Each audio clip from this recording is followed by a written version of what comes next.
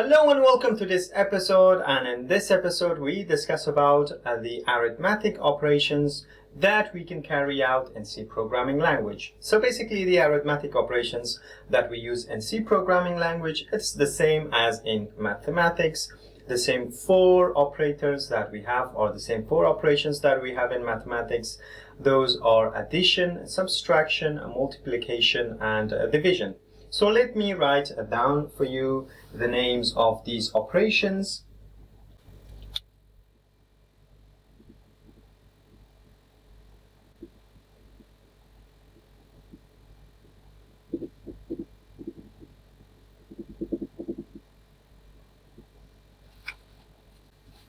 So these are the four arithmetic operations that we have in C programming language. And for each one of these operations, we have a specific sign or we have a specific operator that we can use to show that we are performing or carrying out this specific operation. So for addition, we have this addition sign, which is basically the same in mathematics as well.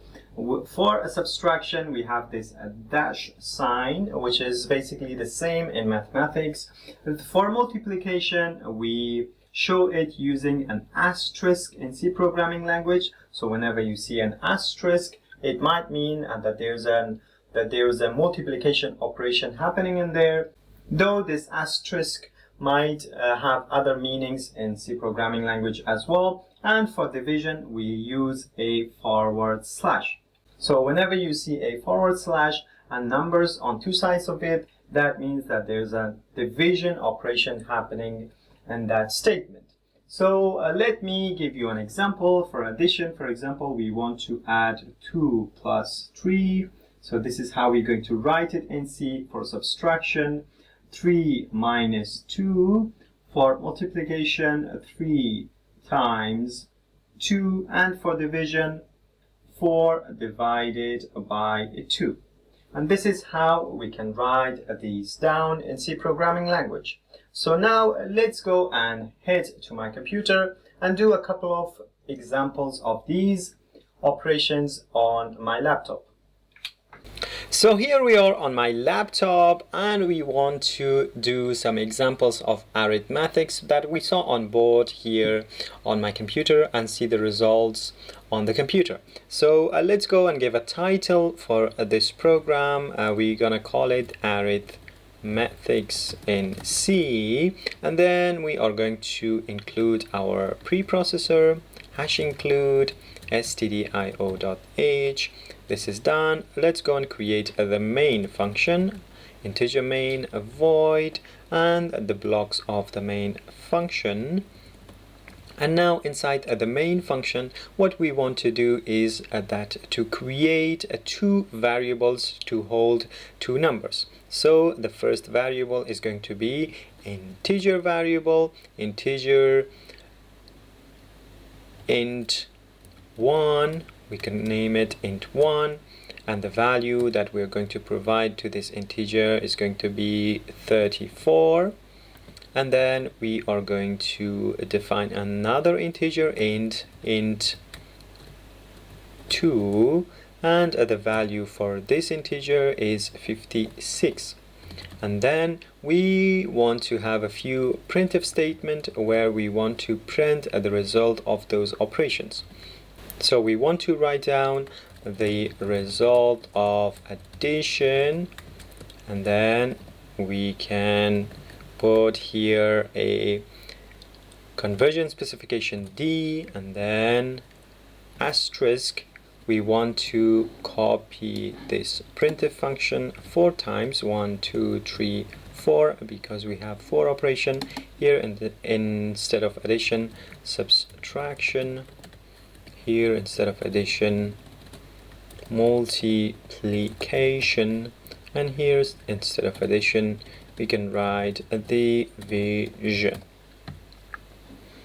And now for each one of these printf statements, we need to provide some arguments, basically whatever is going to be the result of this conversion specification. So what do we want this conversion specification to be replaced with? We want it to be replaced with int 1 added to int 2, right? That's it. So maybe we can copy this part of code, we can add it here, we can add it here, we can add it here, and then instead of addition we can add subtraction, here multiplication using an asterisk, and in here division using the forward slash. And that's it. I think what is going to happen is that we need new lines for each one of these printf statements. That's why we're going to add a new line for each one of them here. New line, and new line. And that's it. Let's go and execute this program. And you can see the result of addition is 90, subtraction minus 22, multiplication 1904, and division is equal to 0. So you might wonder, why did we got a value of 0? Or maybe what we can do is that here instead of 34 we can put 56, and here in number 2 we can put 34. Now if we execute this program, you will see that we get a value of 1.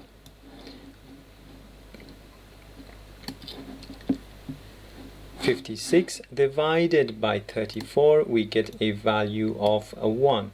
So why do we get this value of 1? Let's go and discuss about this issue on the board.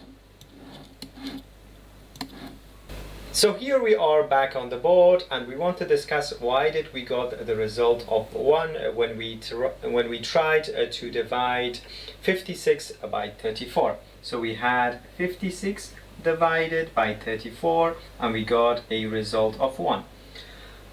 So let's go and see this example. For example, we have 4 divided by 2. What would be the result of this operation? Obviously the result is going to be 2. How about if we have 5 divided by 2? What would be the result of this operation? Assuming that both of these operands are integers. So here is an integer and here is an integer.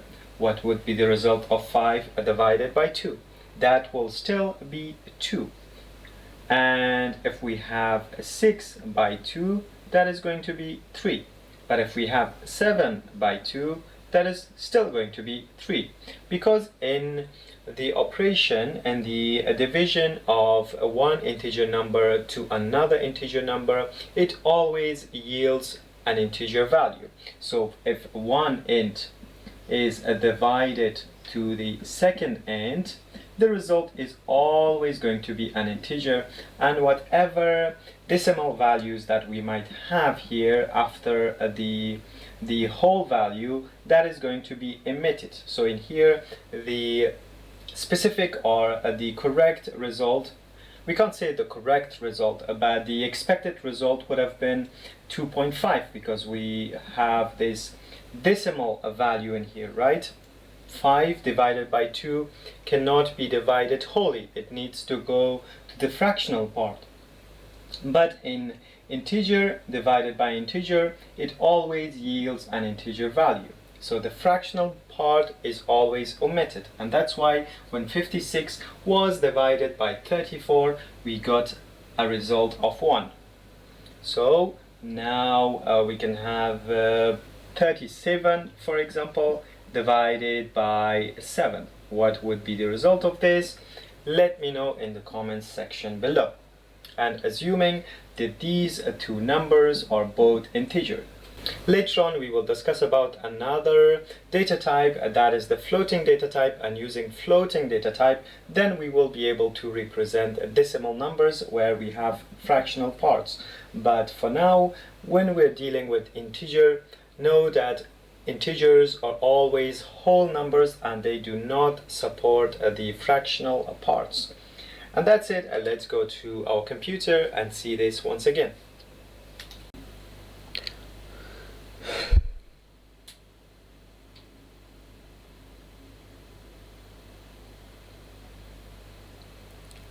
So here we are on my laptop, and as we said on the board that the division of two integer numbers, they always yield into an integer number. So we had this first integer number 56, the second integer number 34, and the division operator always yields into an integer number, not a floating or a number that has a fractional part or a decimal part. So that's why let's use the calculator. For example, let's use the Windows calculator. If we use let's go to the standard. If we use 34 divided 56 divided by 34, we get a value of 647 something here, right? All of these fractional parts or the decimal part. But here we got an integer value because all of this extra part was omitted in a division of one integer number into another integer number. That's why we got a value of 1. You can see the value of 1. Let's go and give another random numbers.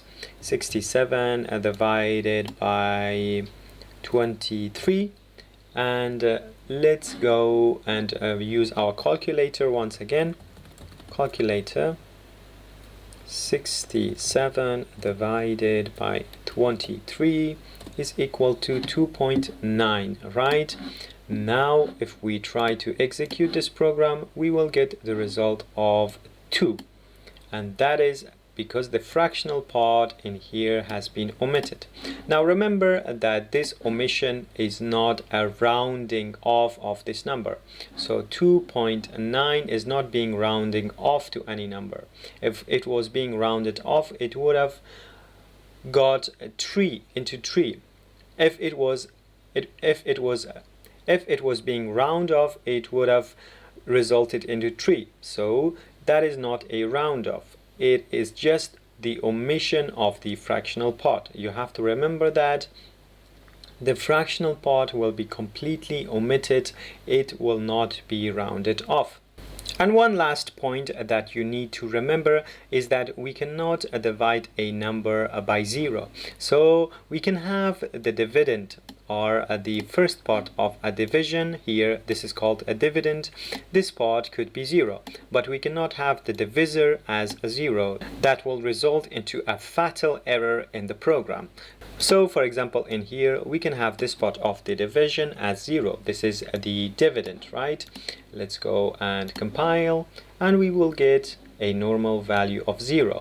But if we try to divide a number, another number, 34, divided by 0, that is when the problem happens. We cannot have 0 here in the divisor. This is also an issue in arithmetics. When we are trying to divide a number by 0, we get an undefined result, right? In mathematics, that's the same issue in here in C programming language. You cannot do that, and you're not allowed to do that. And if you try to do that, your program will basically crash. So you saw that my program basically crashed, and I got a return value of this. That means that an error happened in the midst of running this program, and that's why you can see that we didn't get the result of division. That's it for this episode. See you in the coming episodes.